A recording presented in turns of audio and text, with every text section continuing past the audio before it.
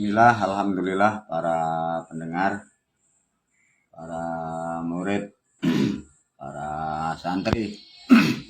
Ini tanggal 25 April tahun 2022 Masehi. Guru membuat video untuk memperjelas dan untuk lebih dimengerti para jamaah, para murid, juga para pemirsa. Sekali lagi selalu guru menyarankan dan memberi statement bahwa video ini dikhususkan bagi murid dan santri, khususnya aku selaku guru hanya mengajarkan ilmu selamat dari Jawa sehingga tidak berseberangan dengan agama yang dari luar. Artinya ini tidak untuk diperdebatkan. Para murid, para santri, video ini diberi judul doa mustajabah atau sakral. Sebenarnya doa ini sangat efektif atau sangat akurat bila pelaku atau yang mengucapkan kalimat ini setelah disyahadatkan dengan cara ilmu, ya, bukan syahadat yang di agama sebelah itu. Jadi disyahadatkan itu ada ilmunya, bersyahadat itu ada alat sarananya. Tatkala sudah bersyahadat yang tepat dan benar sesuai ilmu, kalimat atau doa ini sangat ampuh.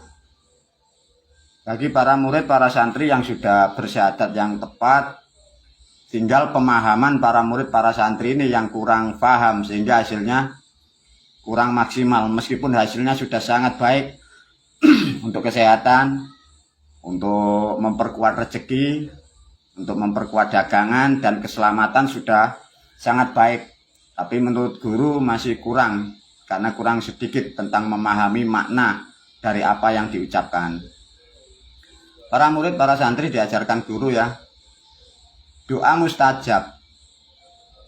Pribumi, khususnya orang Jawa, kita sering menyebut kata sedulur karena tidak memahami apa yang dimaksud sedulur itu, sehingga pemikiran itu melebar.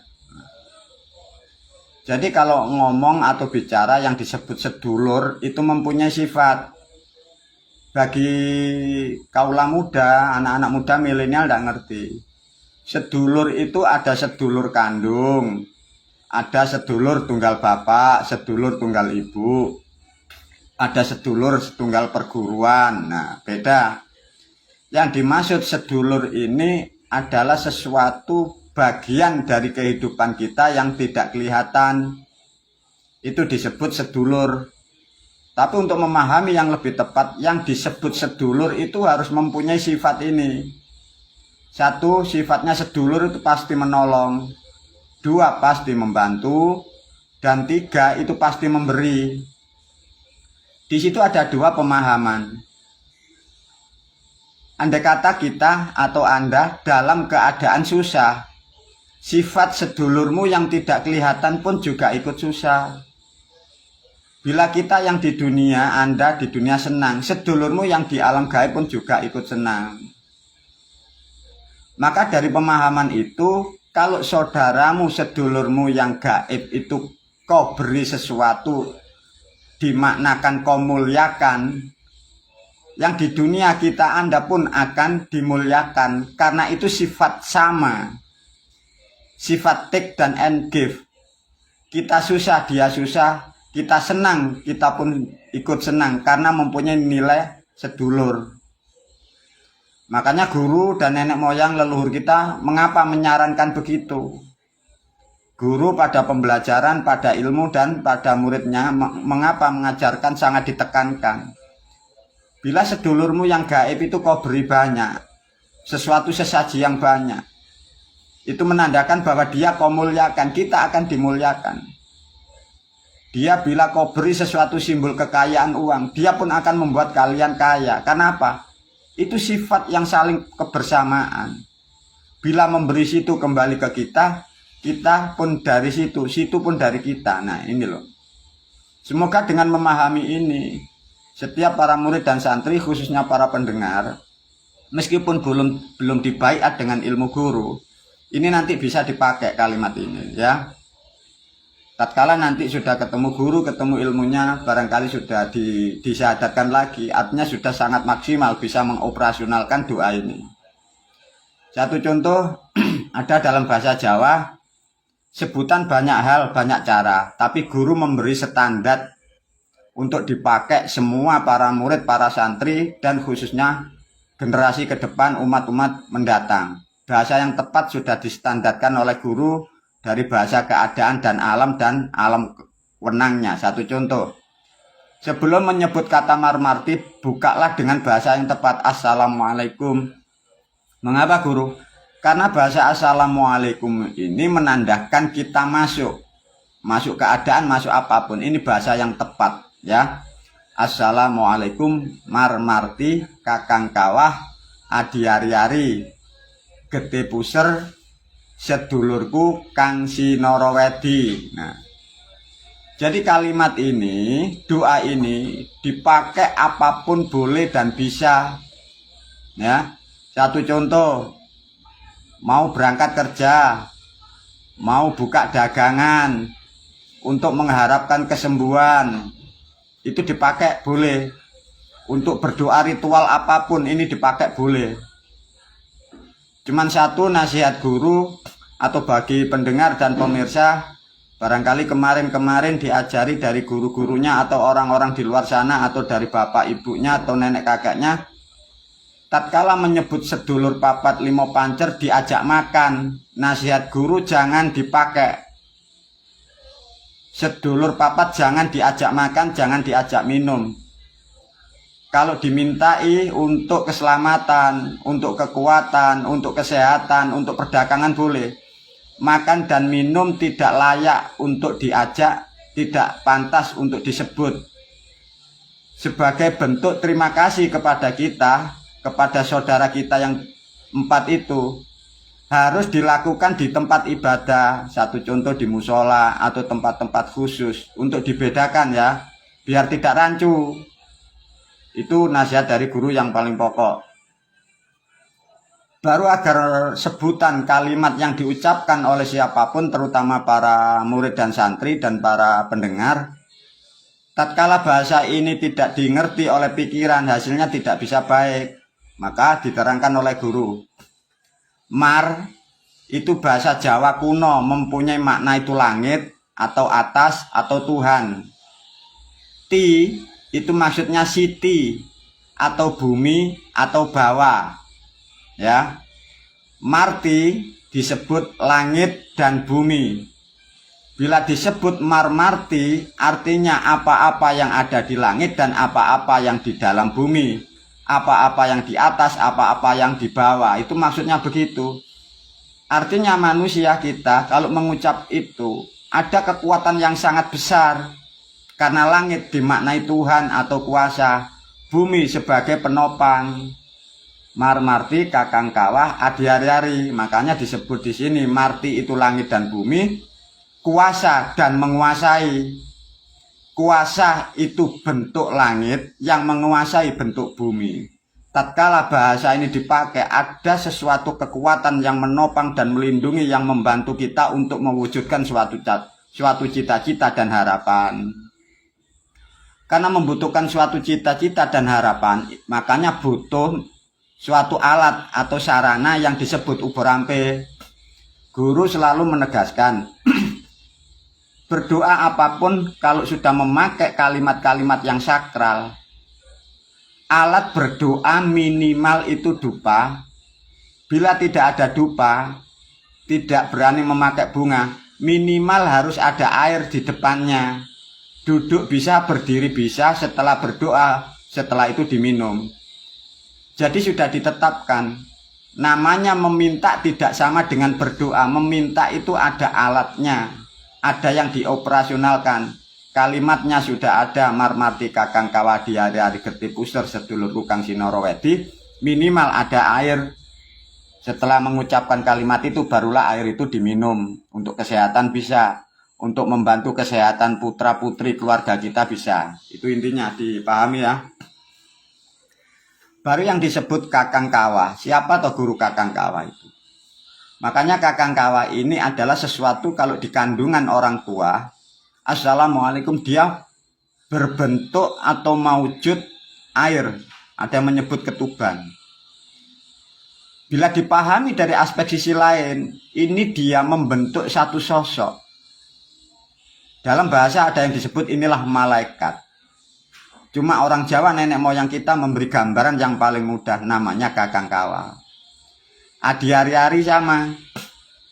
Bila dilihat dari bentuk, itu ada namanya ari-ari di dalam kandungan.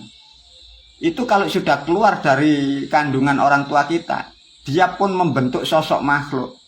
Nah, itulah yang mengawal setiap makhluk siapapun di dunia. Per makhluk, per individu. Meskipun dia rasul, meskipun dia nabi, meskipun dia wali, meskipun dia orang miskin, meskipun dia orang kaya. Semua dinaungi, dikawal, ditopang dari dua sifat sesuatu wujud di gaib ini.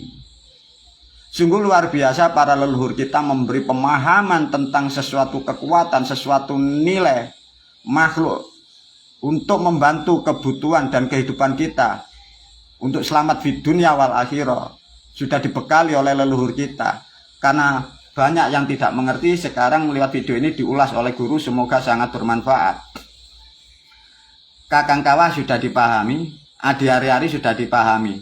Bila dimaknai, bila siapapun yang sudah mendekat dan mengenal, sudah disyahadatkan dengan tepat dan benar, dia bisa bersyukur kepada kakang kawariari, kakang kawa di hari-hari. Ibarat kamu Anda berjalan, kakangmu selalu di depanmu, adi hari-harimu selalu di belakangmu. Makanya manusia sering kita, kalau berjalan di tempat yang kurang baik, di belakang leher kita, bahasanya sekarang merinding, bahasa Jawanya mengkorok. Itu dalam bahasanya, kita, Anda, itu dinasihati sama adikmu hari-hari, disebul, ditiup bagian leher belakang. Dia sebenarnya mau bicara, tapi kita, Anda tidak bisa berkomunikasi. Sehinggalah disebul, ditiup di leher kamu, dia mengatakan, hati-hati. Nah, itu satu contoh. Sama kakang kawa itu selalu di depanmu. Kalau ada apa-apa, dia akan merespon kepada naluri dan indera kita. Kayak ada sesuatu yang tidak tepat, kayak kita akan berhenti. Artinya dengan memahami ini, dengan ritual mendekat kepada kakang kawa di hari-hari, kita selalu kontrol.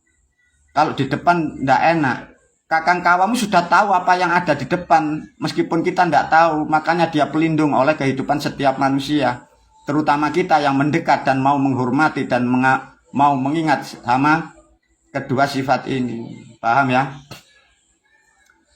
Baru yang disebut di sini getih. Getih itu darah yang mengalir. Nah, itu. Nah, disebut kakang kawa di hari-hari getih puser. Getih ini ada dua di dalam tubuh manusia. Ada darah itu merah, ada darah putih. Meskipun sama di tubuh wanita, sebenarnya ada dua itu, merah dan putih. Tapi diterangkan guru di sini getih itu dimaknai darah yang mengalir, puser. Assalamualaikum, orang Jawa, orang sekarang nyebutnya wudel. Assalamualaikum ya. Itu tali penyambung. Tatkala bahasa puser ini disebut, kita sebut, ada yang menghubungkan kita dengan darah kita, ada yang menghubungkan kita dengan ari-ari kita, kita dihubungkan dengan kakang kawa kita dihubungkan dengan alam metafisika namanya udara di sekitar. Makanya kalau ada apa-apa kita akan terlindungi dari sistem ini, karena ada pusatnya namanya puser ini. Dan disebut juga puser inilah yang menghubungkan dari 4 sifat air, api, angin, dan tanah. Puser inilah titik tempat tengah. Inilah yang disebut sedulur sekembaran. Inilah yang disebut sedulur kembaran setiap manusia. Puser ini bentuknya kembar, wujud seperti kita. Nah, ini di dalam syahadat inilah yang disebut as. Nah, ini ada yang merubah namanya, kemarin ada yang jati murti, ada yang disebut guru sejati, ada yang menyebutnya Nur Muhammad, ada yang nyebut Jabang Bayi. Nah, jadi itu bahasa-bahasa itu sebenarnya titiknya di sini nih. Kalau sudah mengerti Kakang Kala Diarari Getih Puser, baru disebut sedulurku, tadi mempunyai sifat yang saling menolong, saling membantu, saling mengisi, saling menopang. Kang Sinorowedi, Kang itu maknanya yang menguasaiku.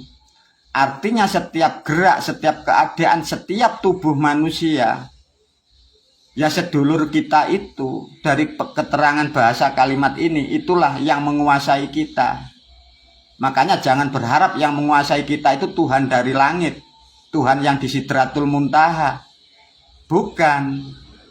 Yang menguasai dalam kehidupan per individu itu, per individu kita ini, itu yang disebut Kang Sinorowedi, ya, bukan Sinorowedi, Sinorowedi. Yang dimaksud Sinorowedi itu yang menjadikanku wujud ada. Paham ya? Jadi yang disebut Sinorowedi itu yang membentuk, yang mencipta, yang menjadikan bentuk nyatanya kita. Mulai bentuk raga, bentuk penglihatan, apa-apa yang ada di dalam. Itulah yang disebut Sinorowedi. Dari kekuatan, dari kekuasaan, Kang, Puser, Getih, Ari-ari, Kakang Kala, inilah. Ini nenek moyang kita memberi nama Sinorowedi. Dirubah zaman bahasa baru, ada yang menyebut namanya Allah itu wujud. Nah, sebenarnya kalau menyebut Allah wujud tidak mengenai pada yang dimaksud, tapi itu hanya bahasa mewakili dari kesekian ini. Makanya kalau ditanya Allah itu di mana, tidak bisa diterangkan karena itu bahasa jamak mewakili dari kesekian ini. Artinya dari bahasa yang tepat, pakailah bahasa Assalamualaikum ini. Jangan memakai bahasa yang dari agama dari sebelah itu. Tidak ada hasilnya nanti. Bisa dikatakan tidak connect atau tidak nyambung. Dengan memahami demikian, artinya para murid, para santri, siapapun yang sudah memahami ini, coba nanti buatlah studi banding dari agama sebelah yang merasa paling benar. Dan siapapun kalian yang suka memakai bahasa dari agama sebelah, coba lakukan dari keterangan ini. Tuhan dari Jawa atau Tuhan dari agama sebelah itu yang mampu, yang bantu untuk mewujudkan jadi harapan yang Anda inginkan. Semoga ini menjadi tuntunan sekaligus menjadi kekuatan doa bagi siapapun yang mendengar. Ajarkan kepada putra-putri kita. Semoga selalu kehidupan dalam keselamatan, dapat perlindungan, dapat pengayoman, bahkan akan diberilah sesuatu yang menjadikan kehidupan kita lebih baik, lebih mulia. Semoga manfaat di dunia wal akhirah. Assalamualaikum warahmatullahi wabarakatuh.